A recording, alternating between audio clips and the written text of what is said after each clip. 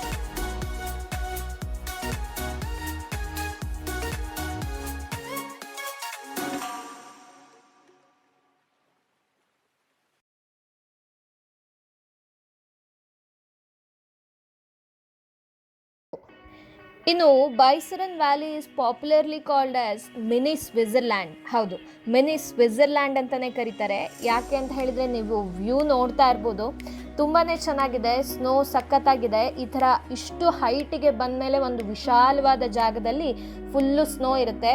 ಇಲ್ಲೂ ಕೂಡ ಹಲವಾರು ಆಟಗಳನ್ನು ಆಡ್ಬೋದು. ಆದರೆ ನಿಮಗೆ ಗುಲ್ಮಾರ್ಗ್ ಮತ್ತು ಸೋನ್ಮಾರ್ಗಲ್ಲಿ ಆಟಾಡಿ ಬಂದಮೇಲೆ ಇಲ್ಲಿದೆಲ್ಲ ಏನೂ ಅನಿಸಲ್ಲ. ಬಟ್ ಟ್ರಕ್ಕಿಂಗ್ ಮಾಡೋರಿಗೆ ಮತ್ತು ಈ ಒಂದು ಪ್ರಕೃತಿಯನ್ನು ನೋಡಿ ಆನಂದ ಪಡೋರಿಗೆ ಇಲ್ಲಿ ಟ್ರಕ್ಕಿಂಗ್ ಹೋಗಲೇಬೇಕು, ಅಷ್ಟು ಚೆನ್ನಾಗಿದೆ. ಇನ್ನೊಂದೇನಪ್ಪ ಅಂತ ಹೇಳಿದರೆ, ನಾವು ಟ್ರಕ್ಕಿಂಗ್ ಹೋಗಬೇಕು ಅಂತೇನೋ ಹೊರಟುಬಿಟ್ವಿ, ಆದರೆ ಮಧ್ಯದಲ್ಲಿ ಸಿಕ್ಕಾಪಟ್ಟೆ ಕಳೆದು ಹೋಗಿದ್ದೀವಿ. ನಾವು ಹೋಗೋಕ್ಕೇ ರೂಟೇ ಗೊತ್ತಾಗ್ತಾ ಇರಲಿಲ್ಲ, ಎಲ್ಲಿ ಹೋಗಬೇಕು ಅಂತ, ಹೇಗೆ ಹೋಗಬೇಕು ಅಂತಲೇ ಗೊತ್ತಾಗ್ತಾ ಇರಲಿಲ್ಲ. ಅದು ಅಲ್ಲದೆ ಇಬ್ಬರೇ ಇದ್ದಿದ್ದು ಎಷ್ಟು ಭಯ ಆಗಿತ್ತು ಅಂತ ಹೇಳಿದರೆ, ಸುತ್ತಲೂ ಸ್ನೋ ಇರುತ್ತೆ. 6 o'clock ಆಗ್ತಾ ಇದ್ದಂಗೆ ಫುಲ್ಲು ಕತ್ಲಾಗಕ್ಕೆ ಶುರುವಾಯಿತು. ಹೀಗಾಗಿ ಎಲ್ಲಿ ಹೋಗಬೇಕು, ಏನು ಮಾಡಬೇಕು, ನಮ್ಗೆ ಅಟ್ಲೀಸ್ಟ್ ವ್ಯೂ ಪಾಯಿಂಟ್ ಕೂಡ ಎಲ್ಲಿ ಅಂತ ಗೊತ್ತಾಗ್ತಾ ಇಲ್ಲ. ಅಟ್ಲೀಸ್ಟ್ ಯಾರ ಹತ್ರನಾದರೂ ಕೇಳೋಣ ಅಂತ ಹೇಳಿದರೆ ಯಾರೂ ಕೂಡ ಬರ್ತಾ ಇರಲಿಲ್ಲ. ಸಿಕ್ಕಾಪಟ್ಟೆ ಅದೊಂದು ಪಾಯಿಂಟಲ್ಲಿ ಮಾತ್ರ ಇಬ್ಬರಿಗೂ ತುಂಬಾ ಭಯ ಆಗಿತ್ತು. ಬಟ್ ಸಖತ್ ಥ್ರಿಲ್ಲಿಂಗ್ ಎಕ್ಸ್ಪೀರಿಯನ್ಸ್ ಅಂತಲೇ ಹೇಳ್ಬೋದು. ಟ್ರಕ್ಕಿಂಗಿಗೆ ಇನ್ನು almost 15 to 16 kilometres cover up ಮಾಡಲಿಕ್ಕೆ 4 to 5 hours ಬೇಕಾಗತ್ತೆ. ಯಾಕೆ ಅಂತ ಹೇಳಿದರೆ ಅಲ್ಲಿ ರೂಟ್ ಗೊತ್ತಾಗಲ್ಲ. ಮೊದಲೇ ಹೇಳ್ದಂಗೆ ನಾನು ರೂಟ್ಸ್ ಇಲ್ಲ, ಹೇಗೆ ಹೋಗಬೇಕು ಅನ್ನೋದೇ ಗೊತ್ತಾಗಲ್ಲ.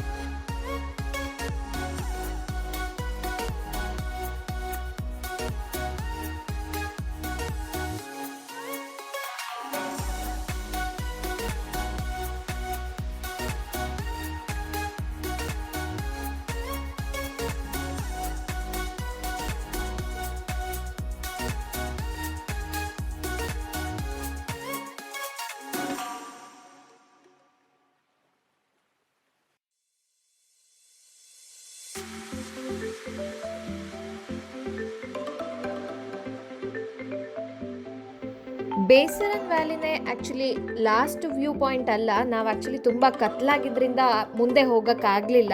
ಅದಕ್ಕಿಂತ ಮುಂದೆ ದಿನೋ ವ್ಯಾಲಿ ಅಂತ ಒಂದಿದೆ. ಬಜರಂಗಿ ಭಾಯಿಜಾನ್ ಮೂವಿ ನೋಡಿದರೆ ನೀವು ಆ ಬಜರಂಗಿ ಭಾಯಿಜಾನ್ ಶೂಟಿಂಗ್ ಇಲ್ಲೇ ನಡೆದಿದ್ದು ದೇನೋ ವ್ಯಾಲಿ ಅಂತ. ಇದು ಕೂಡ ಏನಿಲ್ಲ, ಇದೇ ಥರನೇ ವಿಶಾಲವಾದ ಜಾಗ ಮತ್ತು ಅಲ್ಲಿ ಫುಲ್ಲು ಸ್ನೋ ಇರುತ್ತೆ. ಬಟ್ ಅದು ಲಾಸ್ಟ್ ವ್ಯೂ ಪಾಯಿಂಟ್ ಆಗಿರುತ್ತೆ.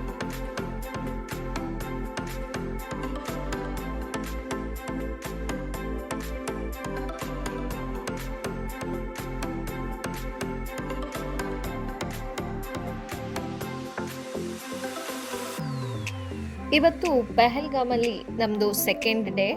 ಸೊ ನಾವಿವತ್ತು ಹೊರಟಿರೋದು ಬೇತಾಬ್ ವ್ಯಾಲಿ. ಬೇತಾಬ್ ವ್ಯಾಲಿಗೂ ಕೂಡ ನಡ್ಕೊಂಡೇ ಹೋಗ್ತಾ ಇದ್ದೀವಿ. ಆದರೆ ದಾರಿ ಉದ್ದಕ್ಕೂ ಕುದುರೆ ಬೇಕಾ ಅಂತ ಕೇಳ್ತಾ ಇದ್ದಾರೆ. ಬಟ್ ಟ್ರಕ್ಕಿಂಗ್ ಇಲ್ಲಿ ರೋಡ್ ಇರೋದ್ರಿಂದ ಸಖತ್ ಈಸಿ ಇದೆ ಅಂತ ಅಂದ್ಕೊಂಡು ಧೈರ್ಯ ಮಾಡಿ ಹೊರಟಿದ್ದೀವಿ. ಸ್ವಲ್ಪ ನೆನ್ನೆ ನಡೆದಿದ್ದು ಕಾಲು ನೋವಿದೆ, ಆದರೂ ಕೂಡ ಹೋಗ್ತಾ ಇದ್ದೀವಿ. ತುಂಬ ಚೆನ್ನಾಗಿದೆ ರೂಟ್ ಎಲ್ಲ. ನೀವಿಲ್ಲಿ ನೋಡ್ಬೋದು, ಇಷ್ಟು ಹೈಟಲ್ಲಿ ಒಂದು ಸ್ಕೂಲ್ ಕೂಡ ಕಾಣುತ್ತೆ, ಒಂದು ಸ್ಕೂಲ್ ಕೂಡ ಇದೆ. ಪೆಹಲ್ಗಾಮಲ್ಲಿ ಆ್ಯಕ್ಚುಲಿ ಇವತ್ತು ಟೆಂಪ್ರೇಚರು -10 ಇದೆ. ಬೇತಾಬ್ ವ್ಯಾಲಿನೂ ಕೂಡ ಹೇಗೆ ಹೋಗಬೇಕು ಅನ್ನೋದು ನಮಗೆ ಗೊತ್ತಿರಲಿಲ್ಲ. ಆದರೂ ಕೂಡ ನಡ್ಕೊಂಡು ಹೋದ್ವಿ. ಎಲ್ಲ ದಾರಿ ಉದ್ದಕ್ಕೂ ಕೇಳಿಕೊಂಡು. ಅಲ್ಲೆಲ್ಲ ಮನೆಗಳಿತ್ತು, ನೆನ್ನೆ ಥರ ಇರಲಿಲ್ಲ. ಸೊ ಎಲ್ಲ ಕಡೆ ಮನೆಗಳಿದೆ. ಇನ್ನೊಂದೇನಪ್ಪ ಅಂತ ಹೇಳಿದರೆ, ಬೇತಾಬ್ ವ್ಯಾಲಿಗೆ ನೀವು ಪ್ರೈವೇಟ್ ವೆಹಿಕಲ್ ಮಾಡ್ಕೊಂಡು ಬಂದಿರ್ತೀರಲ್ಲ ಶ್ರೀನಗರಿಂದ, ಅವರೇ ಕರ್ಕೊಂಡು ಹೋಗ್ತಾರೆ. ಬಟ್ ಆ ವಿಷಯ ನಮಗೆ ಗೊತ್ತಿರಲಿಲ್ಲ.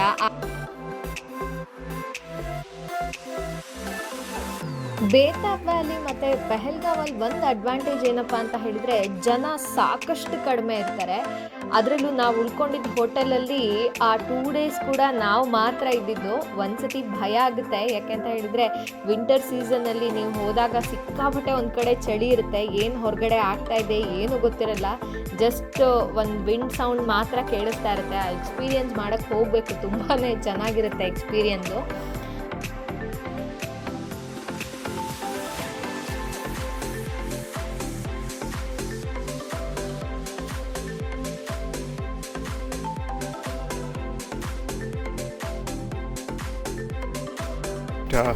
Today we are at Betab Valley.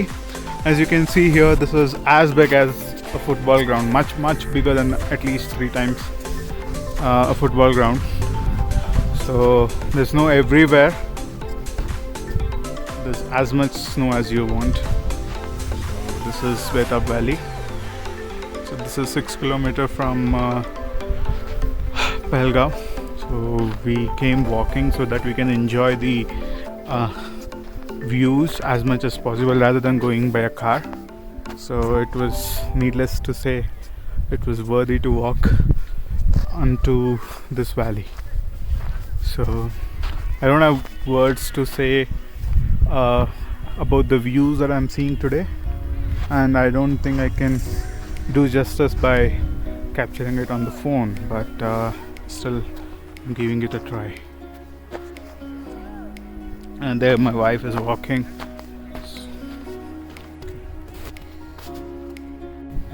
My wife, on her way to making a snowman, instead ended up doing a snow dog. So you might have seen snowmen in various places in various videos, but I don't think you have seen a snow dog. So this is a snow dog. This also shows her love towards dogs. So probably this snow dog can stay without food. This is my Gudu.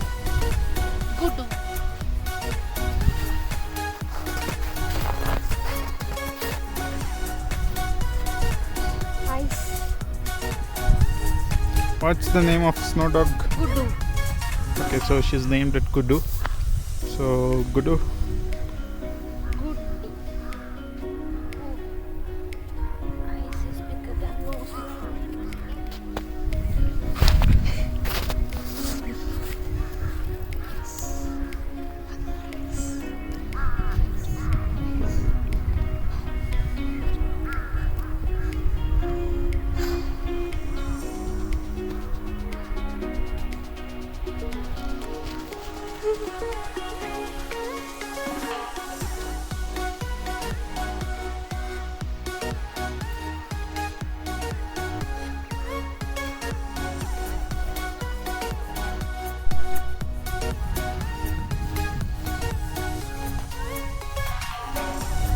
गया?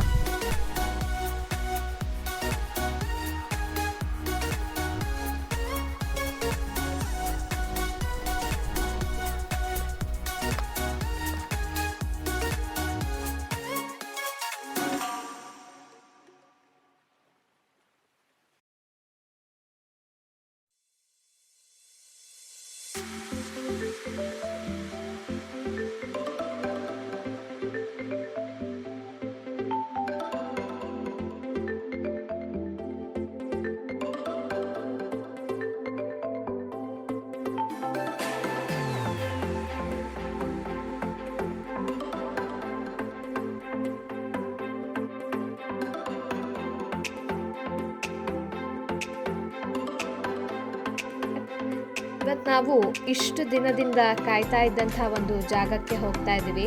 ಹೌದು, ದಾಲ್ ಲೇಕ್ನಲ್ಲಿ ಇವತ್ತು boat ಹೌಸ್ನಲ್ಲಿ ಉಳಿತಾ ಇದ್ದೀವಿ.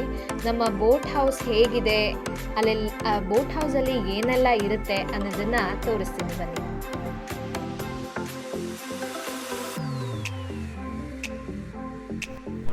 First day ಕೂಡ ನಾವು ಶಿಕಾರ ರೈಡಿಗೆ ಹೋಗಿದ್ವಿ and ಇವತ್ತು ಕೂಡ ಶಿಕಾರ ರೈಡ್ ಮಾಡ್ತಾ ಇದ್ದೀವಿ. ಇವತ್ತು ತುಂಬ ಲೇಸಿ ಶಿಕಾರ ರೈಡ್ ಇದು.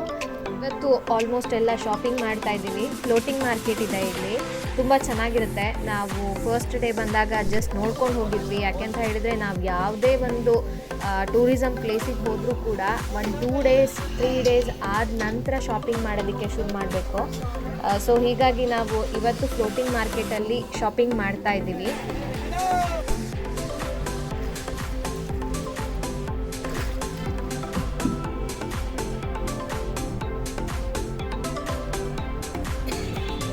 ದಾಲ್ ಲೇಕಲ್ಲಿ ನೀವು ನೋಡ್ತಾ ಇರ್ಬೋದು, ಸಾಕಷ್ಟು ಹೌಸ್ ಬೋಟ್ಗಳಿದೆ. ಇಲ್ಲೂ ಕೂಡ 2000ಇಂದ 15,000 20,000 ತನಕನೂ ನಿಮಗೆ ಉಳಿಯೋದಕ್ಕೆ ಬೋಟ್ ಹೌಸ್ಗಳು ಸಿಗುತ್ತೆ.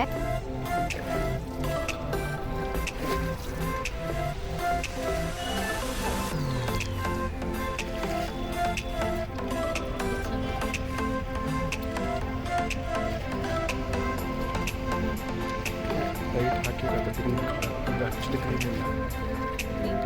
ಗ್ರೀನ್ ಇಲ್ಲ ಅಲ್ಲಿ ಹಾಕಿರೋದು.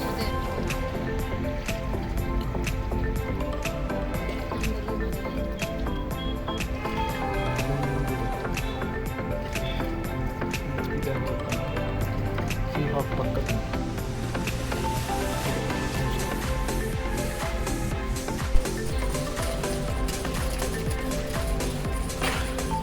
You can see the shikara moving through the ice.